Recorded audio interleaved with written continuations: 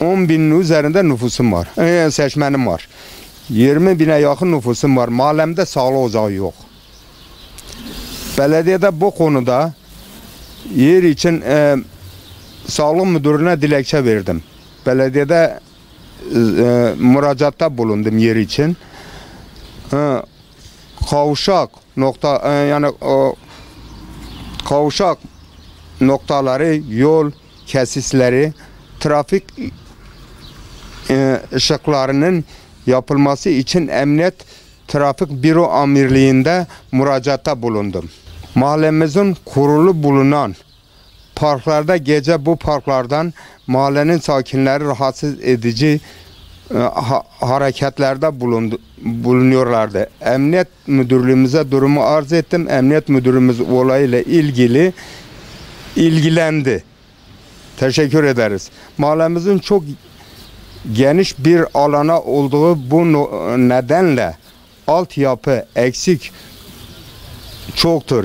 Asfaltlama yapılmayan sokaklar başlarında yağmur suyu taşıyan altyapı ve olan için sokak başları ve caddeleri su birikintilerinden geçilmiyor. Bu durumu belediyemize ve değişik birimlere dilekçeyle müracaatta bulundum. Bu konuda belediye ekipleriyle beraber durumu yerinden tespit ettik. Sokaklarımızda, kalazyonlarımızdan ince borular takılmış.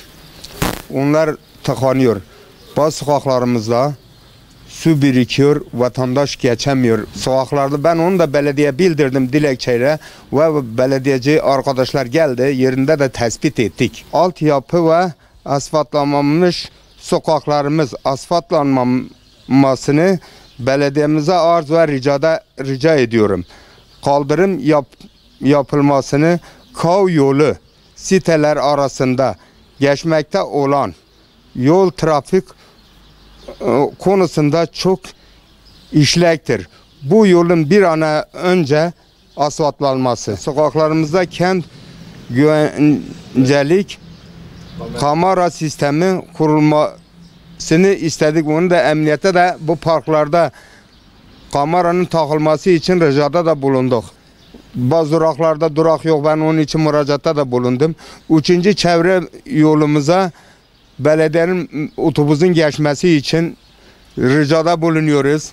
Mahallemizin kentsel dönüşüm alınması mahallemize o Kav yolunda eski diş hastanesine giden, şimdi emniyet müdürlüğüne giden o kavşakta kazalar çok oluyor. Ona mümkünse oraya bir ışıklandırması için ricada bulunuyorum. Bu Yeşilyurt Camisi'nin karşısında bir çıkma sokağımız var.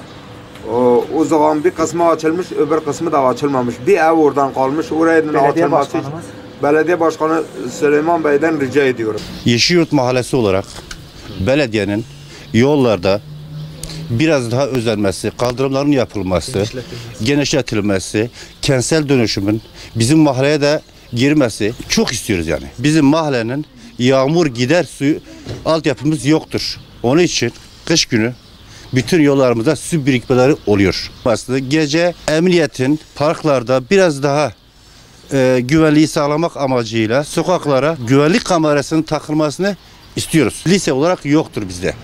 Çocuğumuz ya Fatih Mahallesi'ne yahut da aşağı diğer mahallelere gitmek zorunda kalıyor. Mahallemizde spor alanları yoktur. Yollarımızda birikinti su vardır. Mahalle başlarında bazılarından ızgara yapılması lazım. Su birikiyor. İşte parklarda geceleri çocuklar şey yapıyor ama onu emniyetine alınmasını istiyor. Trafik sorunları vardır. Kur'an kursu yoktur. Bizim bu Yeşilyurt eski diş hastanesine giden yol. O yol çok işlek bir yoldur. Yalnız yapılmamıştır yani. Trafik kazaları oluyor. Işıklar yok. He.